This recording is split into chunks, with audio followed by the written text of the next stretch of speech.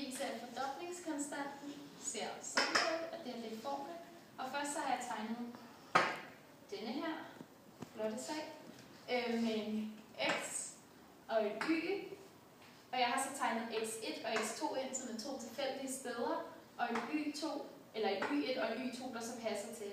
Derefter så har jeg så tegnet nogle punkter ind, som rammer. Der er et punkt her, og der er et punkt her. Så har jeg så sagt forskellen mellem x1 og x2, det er t2, som er vores fordoblingskonstant. Og x2, som er denne her, er lig med x1, som er den her længde, plus t2, som er den her længde. Eller man kan sige, at 2 gange den her y1-længde er y2. Så de her to af den her er den her hele længde. Yes. Ja. Og her har jeg så skrevet beviset på denne her side.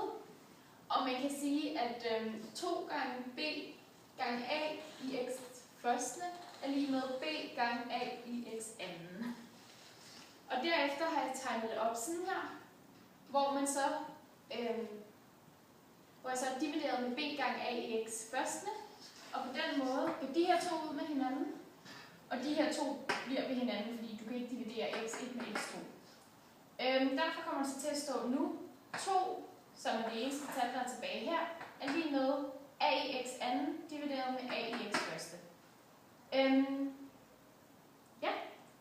Så har jeg så skrevet det samme op igen, og så har jeg brugt potensregnereglen, som er a i p divideret med a i q er lige med a i p minus q'en.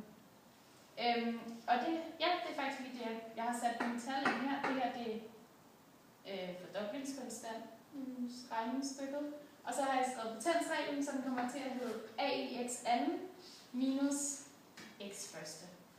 Og, kan man stadig se? Okay. Så vil jeg så bruge logaritmer, fordi jeg gerne vil have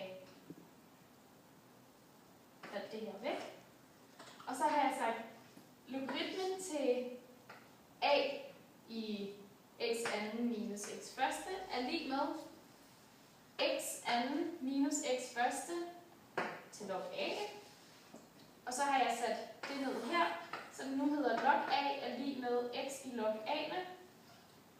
Og så ryger jeg længere ned, så hedder log til 2 er lig med x2 minus x1 gange log a.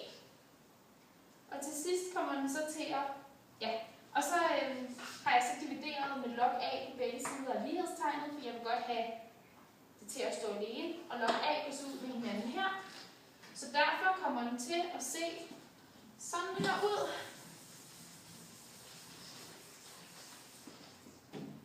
Den kommer nu til at hedde log 2 divideret med log a er lig med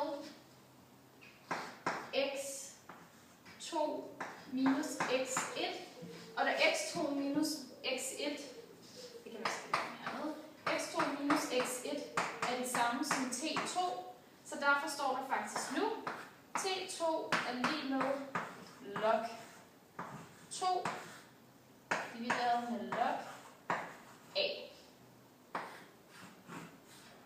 Det er fordoblingskonstant.